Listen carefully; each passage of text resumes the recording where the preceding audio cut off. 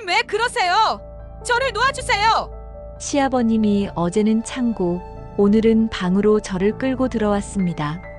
문이 닫히는 순간 시아버지가 저에게 다가왔습니다. 저는 온 힘을 다해 도망치려 했지만 덩치 큰 아버님한테서 벗어날 수 없었죠. 괜찮다, 아가야. 여기서는 안 들려. 그리고 우리 둘뿐이야. 걱정하지 마렴. 하노이를 떠나 꿈을 안고 제주도 감귤 농장으로 시집온 23살 베트남 여성 하. 하지만 착했던 남편과 친절했던 시아버지가 보여준 진짜 모습 때문에 그녀의 새로운 삶은 무서운 악몽으로 바뀌어가는 중입니다.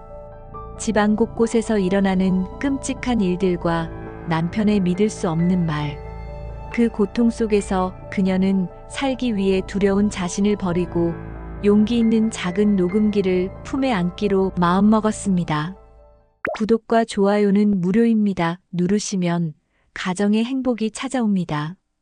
베트남 하노이의 번화한 거리에서 자라나는 23살이 되던 해봄, 운명을 바꿀 결정을 내렸습니다. 도시에서 작은 카페를 운영하던 하의 어머니는 최근 건강이 악화되면서 병원비 부담이 커졌고, 그때 마을 중매쟁이 아주머니가 들고 온 사진 한 장이 모든 것을 바꿨죠. 그 속에는 푸른 바다를 배경으로 한 제주도의 감귤밭과 온화한 미소를 짓고 있는 한국 남자의 모습이 담겨 있었습니다. 이분이 석진이라고 하는데 제주에서 감귤 농장을 운영한답니다. 착하고 성실한 분이에요. 베트남 며느리를 원한다고 하니 하 양에게 좋은 기회일 거예요. 중매쟁이의 말에 하의 어머니는 눈시울을 붉혔습니다. 딸을 제대로 뒷바라지해 줄 수 없었던 마음의 짐이 컸거든요. 하 역시 마음이 복잡했습니다. 하노이의 활기찬 거리와 친구들, 그리고 익숙한 일상을 떠나 언어도 문화도 다른 낯선 땅으로 가야 한다는 두려움과 함께 새로운 삶에 대한 기대감이 교차했죠.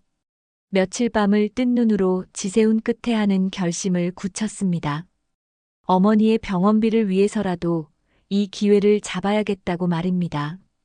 2달 후 하는 노이바이 공항에서 인천행 비행기에 몸을 맡겼습니다. 창밖으로 보이는 하노이 시내가 점점 작아지는 모습을 보며 눈물이 핑 돌았죠.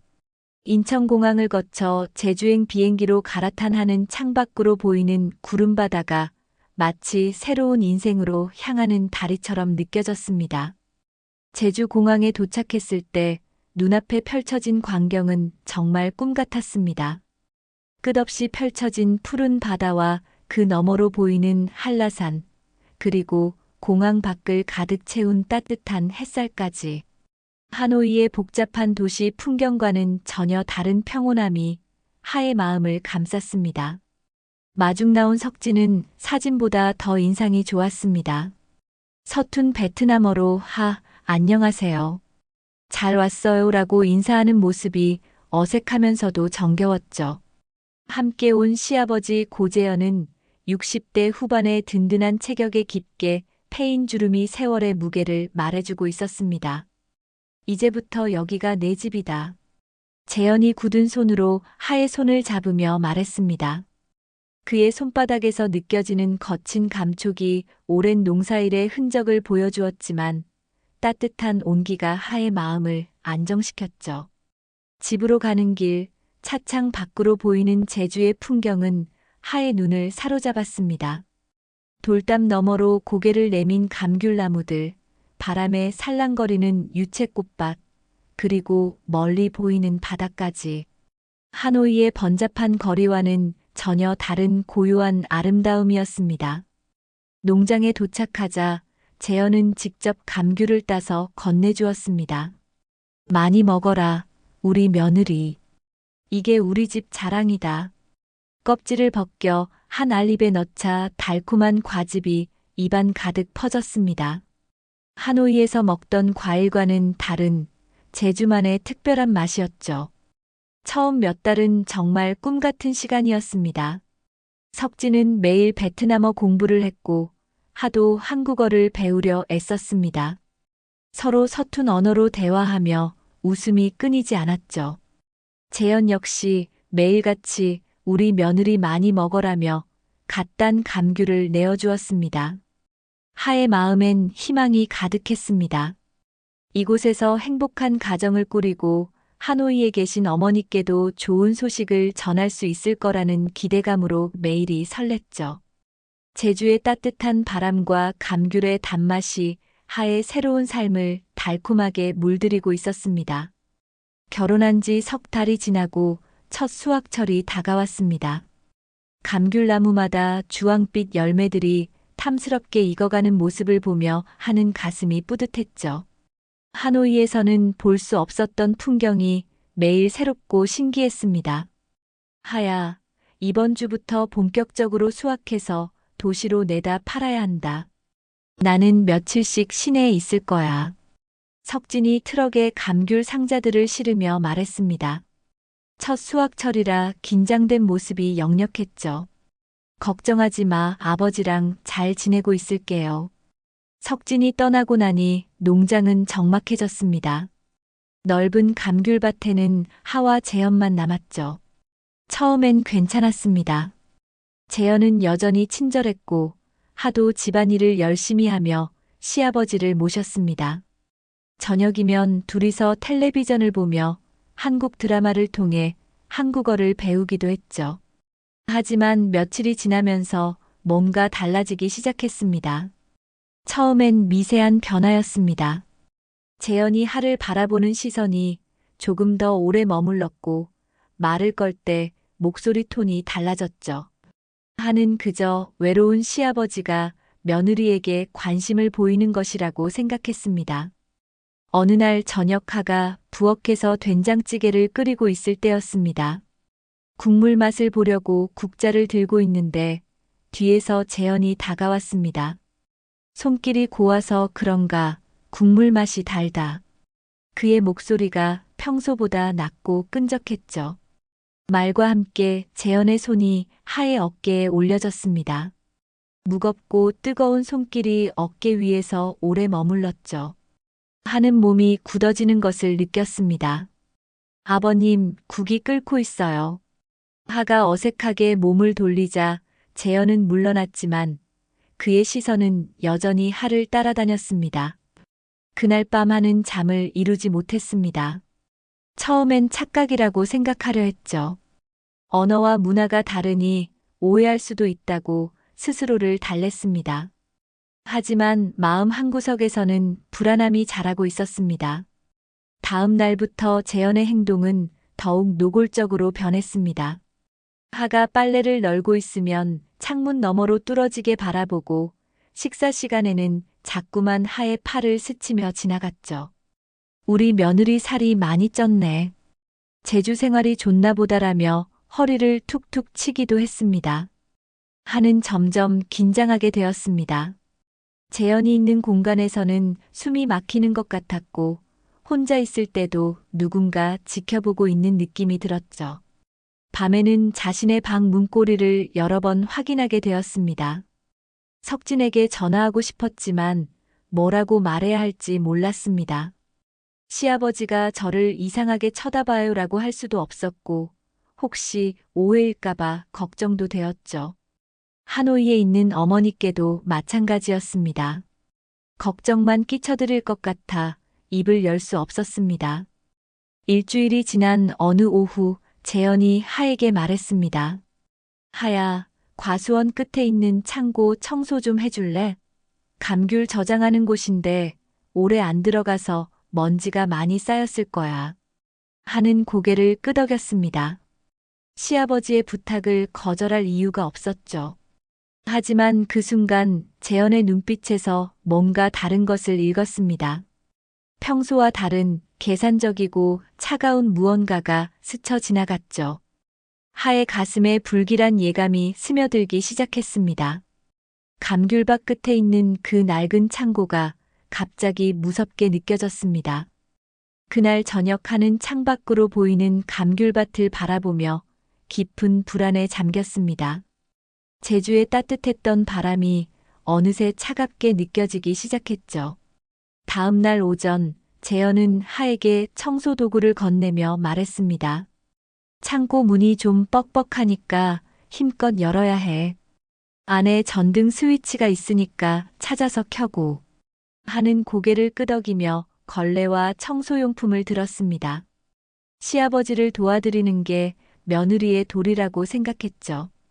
과수원 끝에 있는 감귤 저장 창고는 생각보다 컸습니다.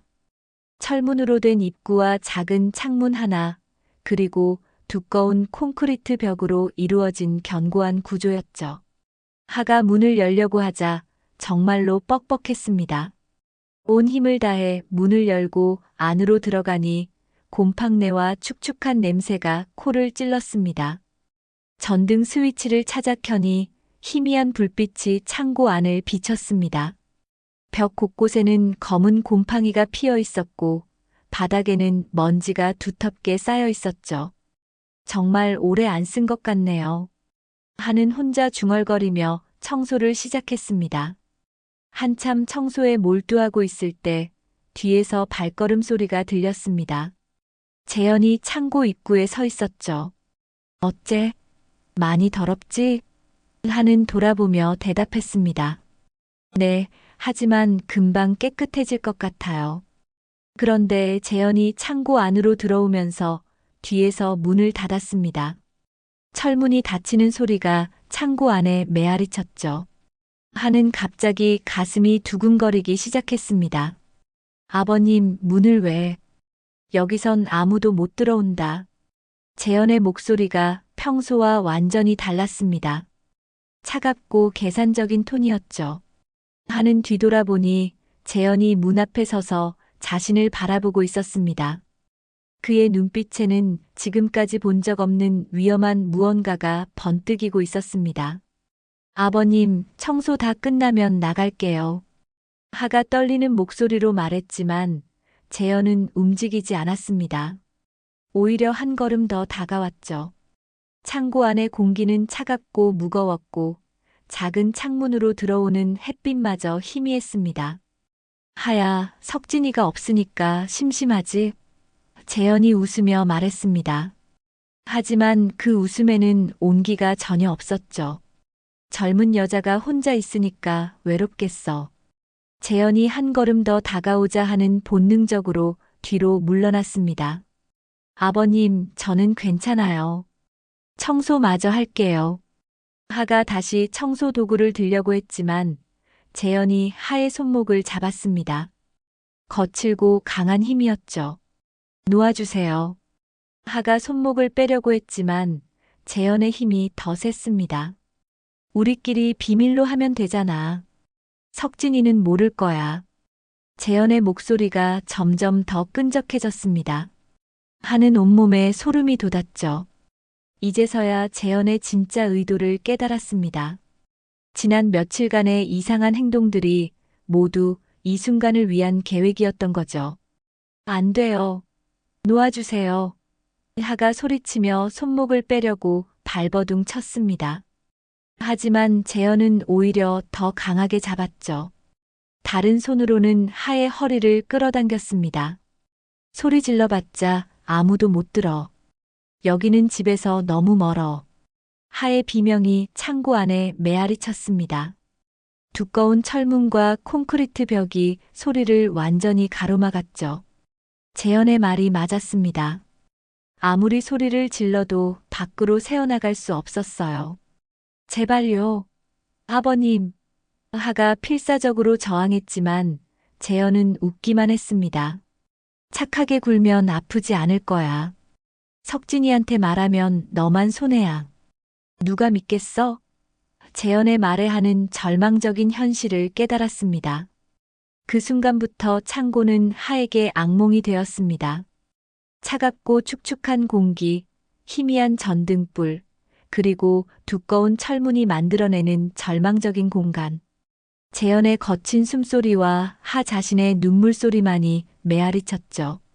1시간 뒤 재현은 마치 아무 일도 없었다는 듯이 문을 열고 나갔습니다. 청소 수고했어. 저녁에 보자. 그의 목소리는 다시 평소의 친절한 시아버지로 돌아가 있었죠. 하는 한참 동안 창고 바닥에 주저앉아 있었습니다. 몸은 떨렸고 마음은 무너져 내렸죠. 어떻게 집으로 돌아갔는지도 기억이 나지 않았습니다. 그날 밤 하는 샤워를 아무리 해도 몸에서 그 끔찍한 기억이 지워지지 않았습니다. 창밖으로 보이는 감귤밭 끝에 그 창고가 이제는 공포의 상징이 되어버렸습니다. 하는 눈을 감을 때마다 그 차갑고 어두운 공간이 떠올랐죠. 제주도의 아름다운 풍경이 순식간에 악몽으로 변해버린 순간이었습니다. 창고에서의 일이 있은 후 사흘이 지났습니다. 하는 그동안 거의 방에서 나오지 않았죠. 밥도 제대로 먹지 못했고 잠도 깊이 들 수 없었습니다. 재현은 마치 아무 일도 없었다는 듯 평소처럼 행동했고 오히려 더 친절하게 굴었습니다. 우리 며느리 어디 아픈가? 얼굴이 안 좋아 보이네라며 걱정하는 척까지 했죠. 석진이 도시에서 돌아온다는 연락이 왔을 때 하는 가슴이 두근거렸습니다. 드디어 이 끔찍한 비밀을 털어놓을 수 있다는 안도감과 동시에 과연 남편이 자신을 믿어줄까 하는 걱정이 교차했죠. 하지만 더 이상 혼자 견딜 수는 없었습니다. 석진이 집에 도착한 건 저녁 시간이었습니다. 트럭 가득 실었던 감귤을 다 팔고 돌아온 그는 피곤해 보였지만 기분이 좋아 보였죠. 이번 수확이 대박이었어. 가격도 좋고 판매량도 많았고 재현도 기뻐하며 아들의 어깨를 두드렸습니다. 저녁 식사 시간 하는 거의 밥을 먹지 못했습니다. 재현과 마주 앉아 있는 것만으로도 속이 메스꺼렸죠. 하야, 왜 안 먹어? 몸살이라도 났나? 석진이 걱정스럽게 물었지만 하는 고개만 저었습니다. 그날 밤 늦게 석진이 샤워를 마치고 방으로 들어왔을 때 하는 용기를 냈습니다. 여보, 당신한테 말할 게 있어요. 하의 목소리는 떨리고 있었습니다. 뭔데? 심각해 보이네. 석진이 침대에 앉으며 하를 바라봤죠. 하는 한참을 망설이다가 입을 열었습니다. 아버님이 저를 말이 쉽게 나오지 않았습니다. 어떻게 시작해야 할지, 어떤 단어를 써야 할지 몰랐죠. 아버지가 어떻게 했는데? 석진의 목소리에는 약간의 경계심이 들어 있었습니다. 저를 창고에서 하가 떠듬거리며 말하자 석진의 표정이 굳어졌습니다. 하는 그 표정을 보고 희망을 가졌죠. 남편이 자신을 이해해주고 보호해줄 거라고 생각했습니다.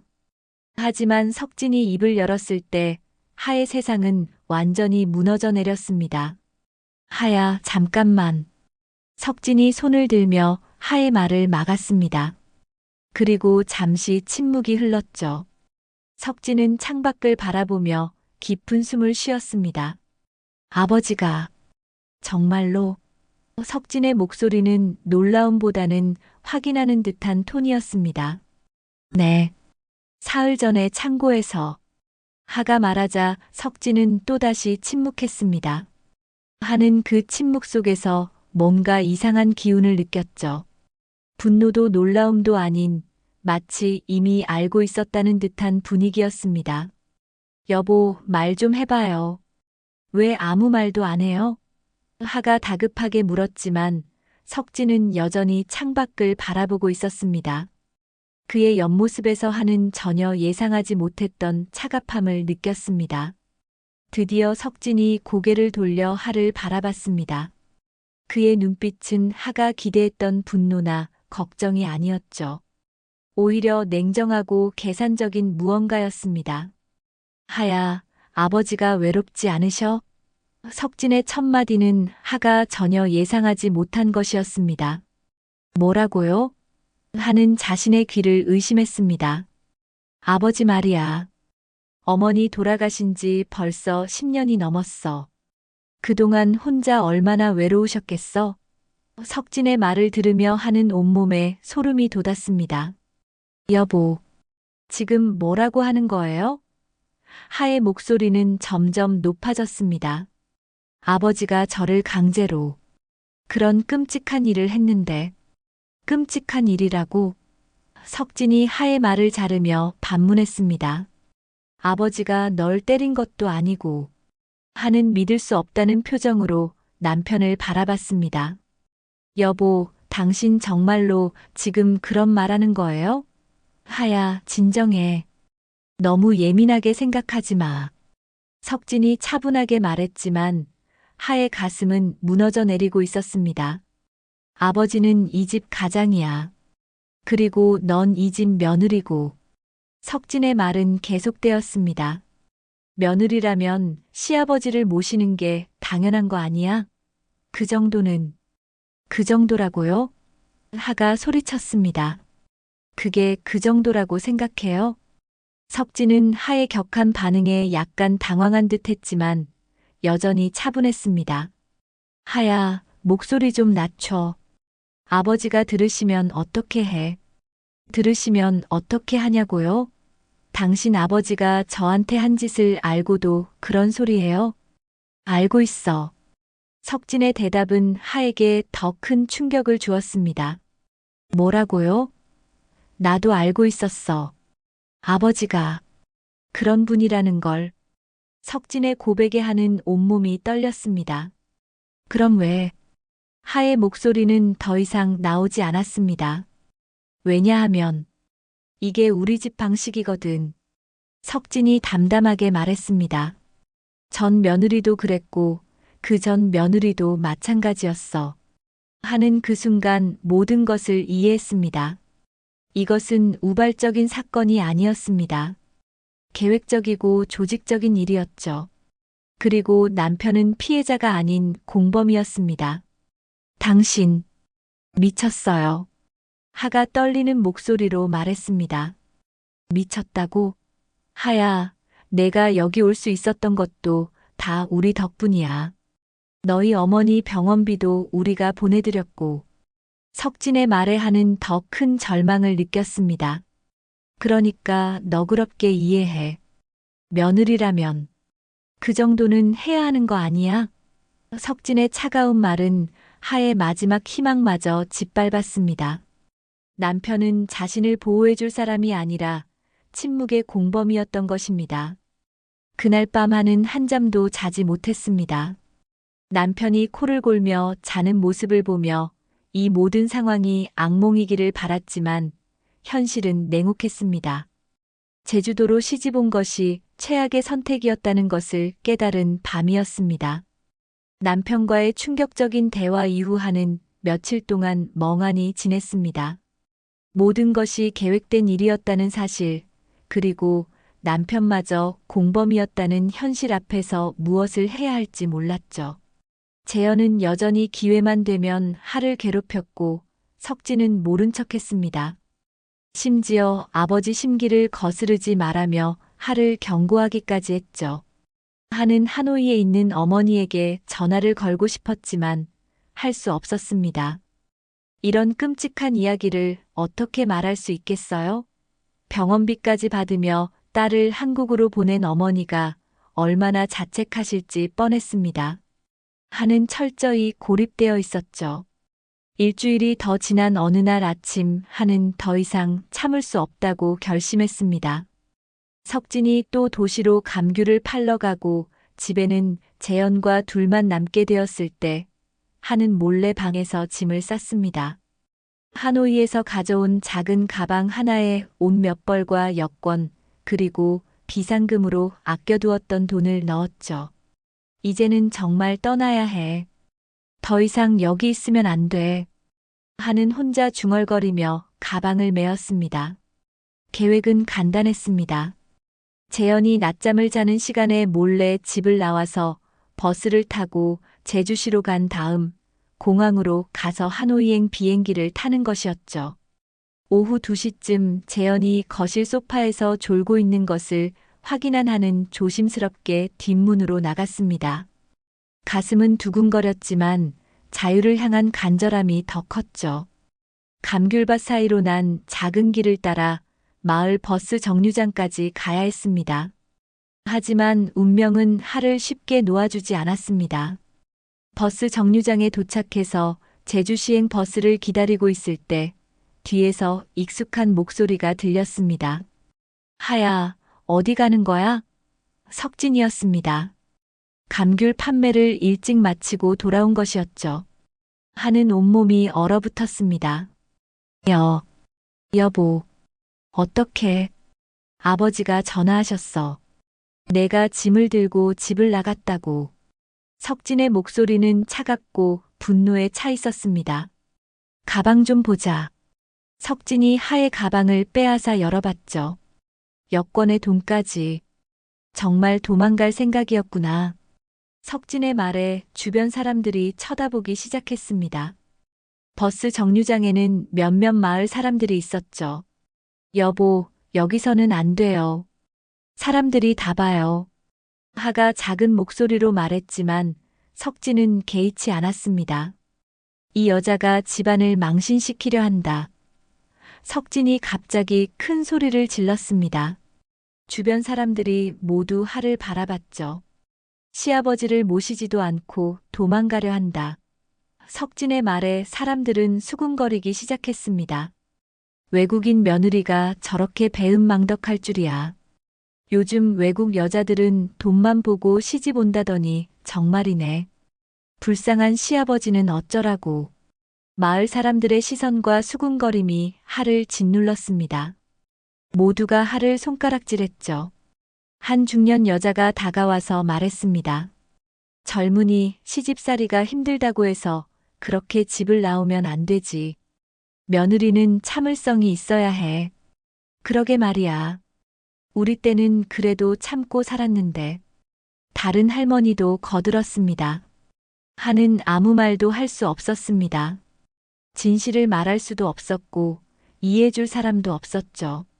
모든 사람이 석진의 말만 믿고 하를 비난했습니다. 제발, 집에 가서 얘기해요. 하가 간신히 말했지만 석진은 들은 척도 하지 않았습니다. 이 여자가 얼마나 이기적인지 아세요? 우리가 병원비까지 대줬는데 은혜를 원수로 갚으려 한다. 석진의 말에 사람들의 비난은 더욱 거세졌습니다. 정말 모렴치하다. 저런 며느리 둔 집안이 불쌍해. 그때 제주시행 버스가 도착했습니다. 하는 마지막 희망을 품고 버스에 타려 했지만 석진이 팔을 붙잡았습니다. 어디 가는 거야? 놓아주세요. 하가 소리쳤지만 주변 사람들은 오히려 석진을 도왔습니다. 젊은이, 부인을 잘 데리고 가세요. 집안 망신이니까 빨리 데려가. 사람들의 말에 석진은 더욱 당당해졌죠. 하는 결국 버스에 탈 수 없었습니다. 마지막 탈출 기회마저 놓쳐버린 것이었습니다. 가자, 하야. 집에 가서 아버지께 사과드려야 해. 석진이 하의 팔을 잡아 끌었습니다. 사람들은 박수까지 쳤죠. 잘했어요. 그래야 가정이 화목해져요. 외국인이라고 해서 함부로 구는 건 안 되죠. 집으로 돌아가는 길 하는 절망에 빠졌습니다. 마을 사람들 모두가 자신을 나쁜 며느리로 보고 있었고 진실을 알아줄 사람은 아무도 없었죠. 석진은 계속 하를 비난했습니다. 아버지가 얼마나 상심하셨는지 알아? 내가 도망갈 줄 누가 알았겠어. 집에 도착하자 재현이 현관에서 기다리고 있었습니다. 우리 며느리가 돌아왔구나. 걱정 많이 했어. 재현의 목소리는 겉으로는 다정했지만 눈빛은 차가웠죠. 아버지, 정말 죄송해요. 앞으로 이런 일 없을 거예요. 석진이 대신 사과했습니다. 그날부터 하에 대한 감시는 더욱 심해졌습니다. 혼자 외출하는 것은 완전히 금지되었고 전화 사용도 제한되었죠. 석진은 마을 사람들한테 창피를 당했으니까 당분간 조용히 지내야 해라고 말했습니다. 재현은 하의 도망 시도 이후 더욱 대담해졌습니다. 어차피 내가 어디 갈 곳도 없잖아. 마을 사람들도 다 내 편이고. 재현의 말은 사실이었습니다. 하는 완전히 고립되었고 도움을 요청할 곳도 없었죠. 밤마다 하는 방 문고리를 여러 번 확인했지만 소용이 없었습니다. 재현은 여전히 틈만 나면 하를 괴롭혔고 석진은 모른 척했습니다. 탈출에 실패한 후 하의 상황은 더욱 절망적이 되었습니다. 창밖으로 보이는 제주의 아름다운 풍경은 이제 감옥의 철창같이 느껴졌습니다.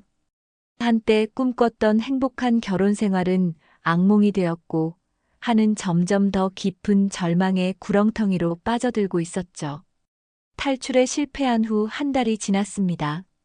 하는 마치 죽은 사람처럼 하루하루를 버텨내고 있었죠. 재현의 괴롭힘은 더욱 빈번해졌고 석진은 아예 관심조차 보이지 않았습니다. 마을 사람들의 시선도 차가웠어요. 버스 정류장에서의 일 이후 하는 문제 많은 외국인 며느리로 낙인 찍혔거든요.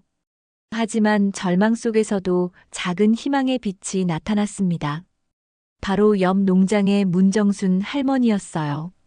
70 중반의 문 할머니는 혼자 작은 감귤밭을 가꾸며 살고 있었는데 유일하게 하를 따뜻하게 대해주는 사람이었죠. 어느 날 오후 하가 뒷마당에서 빨래를 널고 있을 때 문 할머니가 담장 너머로 말을 걸었습니다. 아가야, 얼굴이 왜 그렇게 상했니? 할머니의 날카로운 눈에는 하의 팔에 난 멍 자국이 보였던 거예요. 하는 깜짝 놀라며 소매를 내렸습니다.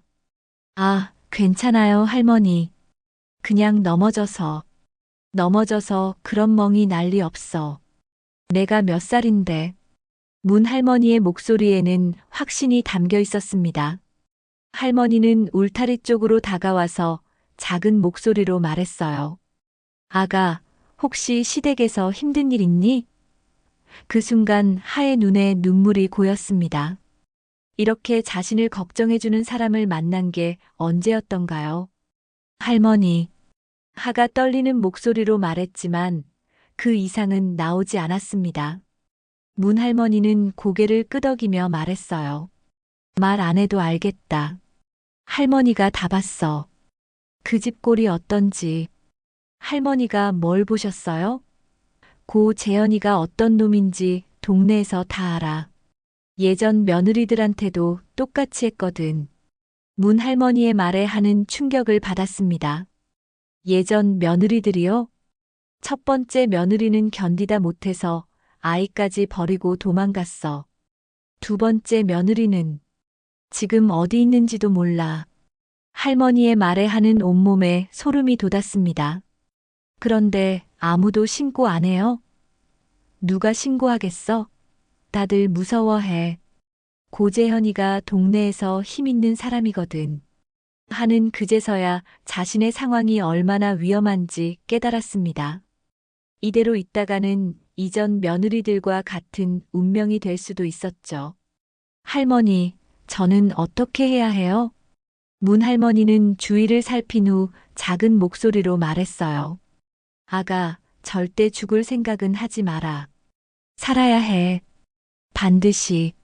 할머니의 간절한 목소리에 하는 고개를 끄덕였습니다. 그런데 증거가 있어야 해. 말로만 해서는 아무도 안 믿어줄 거야. 증거요? 그래, 확실한 증거. 녹음이라든지. 문 할머니가 말을 하다가 갑자기 무언가 떠오른 듯 했습니다. 잠깐 여기서 기다려. 문 할머니가 집 안으로 들어갔다가 곧 작은 물건을 들고 나왔습니다. 낡은 소형 녹음기였어요. 이게 뭐예요? 옛날에 손주 영어 공부시키려고 샀던 건데 이제 안 써. 너한테 줄게. 하는 녹음기를 받아들며 떨렸습니다.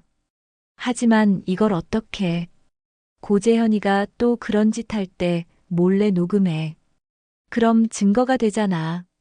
문 할머니의 제안은 위험했지만 유일한 희망이기도 했습니다. 무서우시죠? 할머니도 위험할 수 있어요. 무섭긴 하지.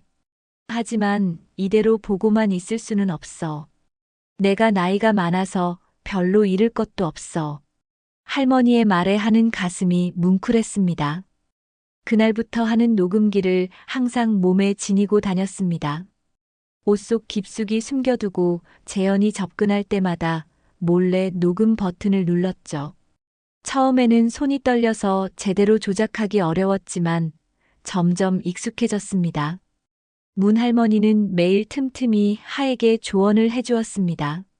녹음할 때는 재현이 말을 많이 하게 만들어 협박하는 말이나 시인하는 말 같은 걸 유도해봐. 어떻게요? 예를 들어 왜 이런 짓을 하세요? 라고 물어봐. 그러면 대답할 거야. 한 달 동안 하는 여러 차례의 녹음에 성공했습니다. 재현이 창고에서 하를 위협할 때, 집에서 추행할 때, 그리고 석진과 함께 이야기할 때까지. 특히 석진이는 모를 거야. 우리끼리 비밀로 하자 같은 결정적인 말들이 녹음되었죠. 문 할머니는 하가 모은 녹음 자료를 듣고 나서 말했습니다. 이제 충분해. 이 정도면 법정에서도 증거가 될 거야. 정말요? 그런데 이걸 누구한테 가져가야 할지 모르겠네. 그때 문 할머니가 뭔가 떠오른 듯 손뼉을 쳤습니다. 아, 맞다. 여성 인권 변호사가 있어. 텔레비전에서 본 적 있는데 외국인 며느리 사건을 많이 맡는다고 했어. 정말요? 어떻게 연락할 수 있어요? 인터넷에서 찾아보자. 문 할머니가 하를 자신의 집으로 데려갔습니다. 손자가 두고 간 낡은 컴퓨터로 검색을 해보니 정말로 여성 인권 전문 변호사가 있었습니다. 최서영 변호사였어요. 이분이야. 이분한테 연락해보자. 문 할머니가 흥분하며 말했습니다. 하도 처음으로 희망을 느꼈죠. 하지만 변호사비는 어떻게 해요? 그건 나중에 생각하자. 일단 살아남는 게 중요해. 그날 밤 하는 오랜만에 깊이 잤습니다. 여전히 무섭고 불안했지만 이제 혼자가 아니었어요. 문 할머니라는 든든한 동지가 생겼고 녹음기라는 무기도 있었죠. 무엇보다 법적으로 도움을 받을 수 있는 길이 보였습니다. 창밖으로 보이는 제주의 밤하늘이 예전처럼 아름다워 보였습니다. 감옥 같았던 이곳에서 마침내 탈출할 수 있는 희망의 불씨가 타오르기 시작했어요. 하는 녹음기를 꽉 쥐며 다짐했습니다. 이제 포기하지 않을 거야. 반드시 이겨낼 거야. 문 할머니와 함께 최서영 변호사에게 연락한 지 일주일 후 드디어 답변이 왔습니다. 변호사가 직접 제주도로 내려와서 만나자고 했어요. 하지만 문제가 있었습니다. 하는 여전히 감시를 받고 있었고 혼자 외출할 수 없었거든요. 걱정하지 마, 아가. 내가 방법을 생각해 둔 게 있어. 문 할머니가 계획을 말해 주었습니다. 할머니가 하를 병원에 데려간다고 거짓말을 하는 것이었죠. 내가 아프다고 하면서 너한테 부축해달라고 부탁할 거야. 계획은 성공했습니다. 문 할머니가 무릎이 아파서 병원에 가야 하는데 혼자 가기 힘들다며 하의 도움을 요청했고 재현과 석진도 동네 어르신의 부탁을 거절할 수 없었죠. 그럼 우리 며느리가 모셔다 드리겠습니다. 제주시의 한 카페에서 최서영 변호사를 만났습니다. 30대 중반으로 보이는 여성이었는데 첫인상부터 믿음직스러웠어요. 하씨, 정말 힘드셨을 텐데 용기 내서 연락해 주셔서 고맙습니다. 하는 떨리는 손으로 녹음기를 꺼내 변호사에게 건네주었습니다. 이게 제가 몰래 녹음한 거예요. 최 변호사는 녹음 내용을 들으며 점점 표정이 굳어졌습니다. 이건 명백한 폭력입니다. 그리고 남편까지 공모했다는 증거네요. 정말 고소할 수 있어요? 하의 목소리는 간절했습니다. 물론입니다. 이 정도 증거면 충분해요. 하지만 더 필요한 게 있을 것 같은데. 변호사가 문 할머니를 바라보며 말했습니다. 사실 제가 알고 있는 게 더 있어요. 문 할머니가 조심스럽게 말했습니다. 예전 며느리들 이야기 말씀하셨던. 네, 맞습니다. 그리고 할머니가 가방에서 낡은 쪽지를 꺼냈습니다. 이게 뭔가요? 두 번째 며느리가 저한테 몰래 준 거예요. 그때는 무서워서 아무한테도 말 못했는데 쪽지에는 떨리는 글씨로 재현이 오빠가 나한테 나쁜 짓을 해요. 죽고 싶어요라고 적혀 있었습니다. 최 변호사는 그 쪽지를 보더니 심각한 표정을 지었습니다. 이건 중요한 증거가 될 수 있어요. 하지만 당시 경찰 수사 기록도 필요할 것 같습니다. 구할 수 있을까요? 노력해 보겠습니다. 며칠 후 놀라운 일이 벌어졌습니다. 최 변호사가 경찰서에서 과거 사건 기록을 조사하던 중 당시 수사를 담당했던 경찰관을 만났는데 그 경찰관이 오래전부터 고재현을 의심하고 있었던 거예요. 사실 저도 그때 수상했습니다. 퇴직한 김 경사가 증언했습니다. 시체에 타박상이 있었는데 자살치고는 이상한 점이 많았어요. 하지만 고재현이가 워낙 동네에서 영향력이 있어서 그럼 다시 수사할 수 있나요? 지금 증거가 나왔으니까 가능합니다. 드디어 고발장이 접수되었습니다. 성폭력, 강요, 감금 등 여러 혐의로 재현이 기소되었고 석진도 방조 및 공모 혐의로 함께 기소되었죠. 소식이 마을에 퍼지자 큰 충격이 일었습니다. 고재현이가 잡혀갔다던데? 정말이야? 그럼 그 베트남 며느리 말이 사실이었던 거야? 마을 사람들의 반응은 천차만별이었습니다. 어떤 이들은 하를 응원했지만 여전히 집안 망신시키는 며느리라고 비난하는 사람들도 있었어요. 재판이 시작되기 전 하는 문 할머니와 함께 임시 보호소에 머물렀습니다. 변호사가 마련해준 안전한 곳이었죠. 이제 정말 끝날 수 있을까요? 물론이야, 아가. 진실이 밝혀질 거야. 재판 당일 법정은 사람들로 가득 찼습니다. 기자들도 많이 왔고 여성 인권 단체 관계자들도 하를 응원하러 왔어요. 하는 떨리는 마음으로 증언석에 섰습니다. 피해자께서는 언제부터 피고인 고재현으로부터 폭력을 당하셨습니까? 검사의 질문에 하는 떨리는 목소리로 대답했습니다.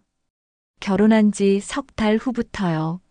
처음에는 단순한 스킨십인 줄 알았는데 재현은 변호인석에서 계속 부인했습니다. 저 여자가 돈 때문에 날 모함한다. 거짓말이다. 하지만 검사가 녹음 파일을 틀어주자 법정은 조용해졌습니다. 스피커에서 재현의 목소리가 또렷하게 들렸습니다. 소리 지르지 마라. 여기선 아무도 안 들어온다. 석진이한테 말해봤자 소용없어. 걘 이미 다 알고 있어. 방청석에서는 탄식 소리가 나왔습니다.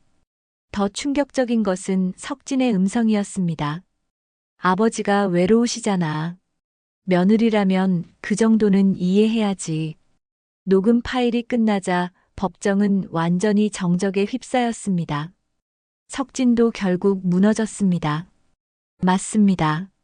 저는 알면서도 아버지를 막지 못했습니다. 그가 눈물을 흘리며 자백하자 방청석이 술렁였습니다.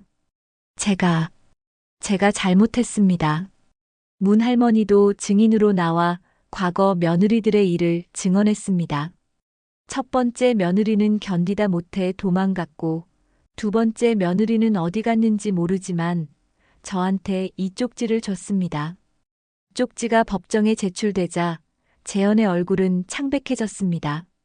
재현은 끝까지 부인했지만 증거는 너무 명확했습니다. 녹음 파일, 과거 사건의 연관성, 그리고 여러 증인들의 증언까지. 피고인 고재현은 강제추행 및 성폭력 혐의로 징역 7년을 선고한다. 석진은 공모 혐의로 징역 3년을 선고받았습니다. 집행유예는 없었습니다. 판사는 피해자의 고통을 외면하고 오히려 가해에 동조한 행위는 용납될 수 없다고 말했습니다. 재현이 수갑을 차고 법정에서 끌려나갈 때 하를 향해 독한 눈빛을 보냈습니다. 하지만 하는 더 이상 두렵지 않았어요. 진실이 승리한 순간이었으니까요. 법정을 나서며 하는 문 할머니의 손을 꼭 잡았습니다. 할머니가 아니었다면 전 죽었을지도 몰라요. 아니야, 아가. 내가 용기를 냈으니까 이길 수 있었던 거야. 최서영 변호사가 다가와서 말했습니다. 이제 위자료 청구와 재산 분할 문제가 남아 있어요. 농장 일부를 받을 수 있을 거예요. 드디어 하에게 새로운 시작을 위한 기반이 마련되었습니다. 재판이 끝난 지 6개월이 지났습니다. 재현은 교도소에서 복역 중이었고 석진 역시 형을 살고 있었죠. 법원은 위자료와 정신적 피해 보상으로 농장 부지의 3분의 1을 하에게 넘겨주라고 판결했습니다. 하는 그 땅의 합법적인 소유주가 되었어요. 처음에는 그 땅을 팔고 하노이로 돌아갈 생각이었습니다. 너무 많은 상처가 담긴 곳이었으니까요. 하지만 문 할머니가 말했습니다. 아가, 그 땅은 내가 피와 눈물로 지켜낸 거야. 팔아서 도망가지 말고 새로운 시작의 터전으로 만들어봐. 최서영 변호사도 같은 조언을 했습니다. 하씨, 이곳에서 새로운 삶을 시작해 보시는 게 어때요? 당신과 같은 처지의 여성들을 도울 수도 있을 거예요. 변호사의 말을 듣고 하는 마음을 바꾸기 시작했습니다. 고민 끝에 하는 땅을 팔기로 결정했습니다. 3분의 1이라고 해도 제주도 부동산 가격이 높아서 꽤 큰 돈이 되었어요. 그 돈으로 하는 제주시 중심가에 작은 가게를 얻었습니다. 처음에는 베트남 식료품을 파는 작은 상점으로 시작했죠. 할머니, 여기서 베트남 음식도 만들어 팔면 어떨까요? 하가 문 할머니에게 물었습니다. 좋은 생각이야, 아가. 내 고향 음식을 사람들에게 알려주는 거지. 할머니의 격려에 하는 용기를 냈어요. 몇 달 후 작은 식료품점은 베트남 음식점으로 변모했습니다. 하는 자신의 음식점에 작은 간판을 세웠습니다. 하의 베트남 식당이라고 적힌 간판이었어요. 단순한 음식점이 아니라 희망과 용기의 상징이 되기를 바라는 마음이었죠. 음식점을 오픈하고 첫 달이 지났습니다. 하는 문 할머니와 함께 쌀국수를 끓였어요. 이 음식들은 특별할 거야. 자유롭게 만든 첫 번째 요리니까. 할머니의 말에 하는 웃으며 대답했습니다. 네, 정말 맛있을 것 같아요. 음식점을 운영하면서 하는 뜻밖의 손님들을 맡게 되었습니다. 최 변호사가 소개해준 다른 이주 여성들이었어요.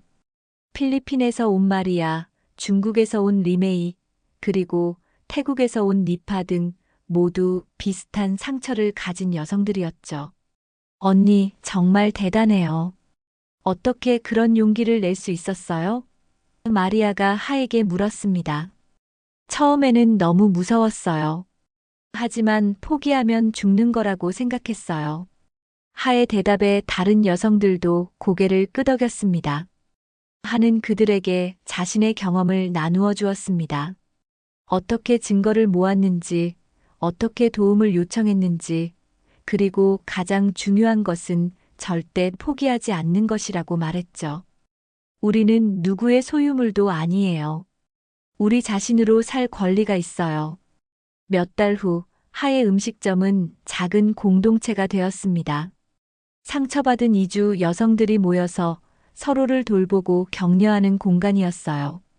함께 베트남 요리를 만들고 함께 식사하고 함께 한국어를 배웠죠. 우리가 만든 월남쌈 어째? 니파가 자랑스럽게 접시를 들어보였습니다. 정말 맛있어요. 이걸 메뉴에 추가해봐요. 하의 제안에 모두가 찬성했습니다. 경제적으로도 독립할 수 있는 방법이었거든요. 음식점에서 각국의 음식을 파는 다문화 메뉴를 시작했습니다. 이주 여성들이 직접 만든 고향 음식이라는 스토리가 알려지면서 많은 사람들이 관심을 보였어요. 언론에서도 취재를 나왔죠. 하 씨, 현재 기분이 어떠신가요?